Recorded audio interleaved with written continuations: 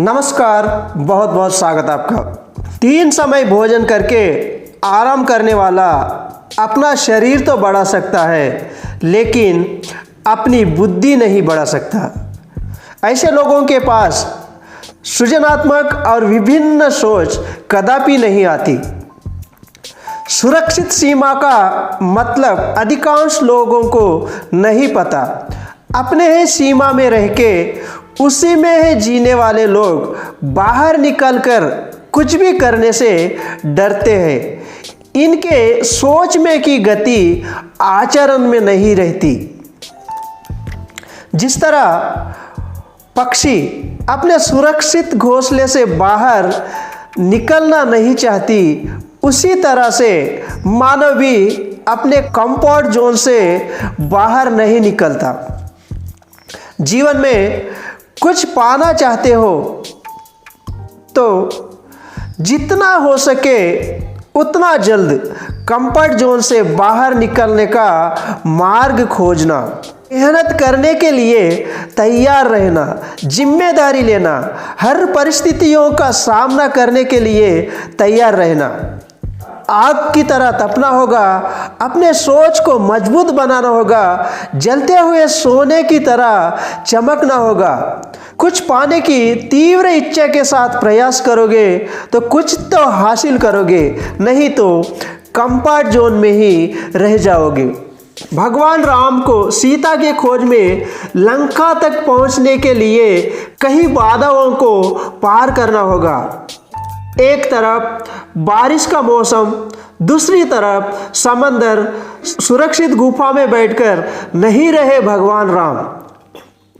सागर पार करके लंका पहुंचने के लिए हनुमान जी को चुना, अपने वानर सेना की सहायता से सेतु बनाया और रावण पर विजय प्राप्त किया।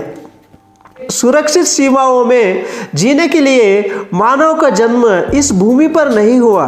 हमें आज इतनी प्रगति इसलिए हासिल हुई है क्योंकि बहुत से लोगों ने अपना आरामदायक क्षेत्र से बाहर निकलकर कड़ी मेहनत की है।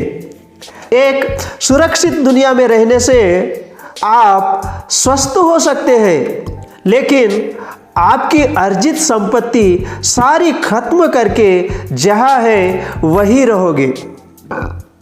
कंफर्ट जोन एक जाल के जैसा है।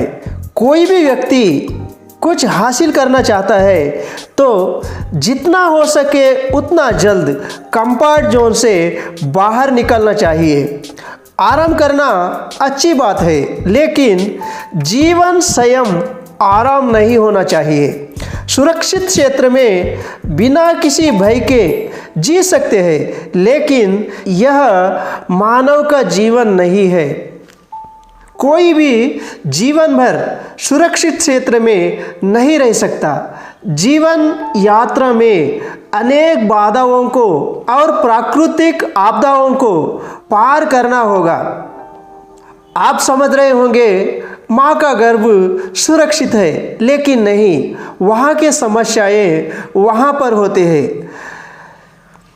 जीवन एक युद्ध के जैसा है, इसलिए जिंदगी की कसौटी का सामना करने के लिए तैयार रहना। जिस तरह सांप अपनी ऊपरी त्वचा त्याग कर पुनर्जन्म लेता है और बाज अपने मुड़े हुए चोंच को तोड़कर अगले जीवन के लिए तैयार रहता है, इसी तरह से मानव को भी अपना जीवन सार्थक बनाना चाहिए।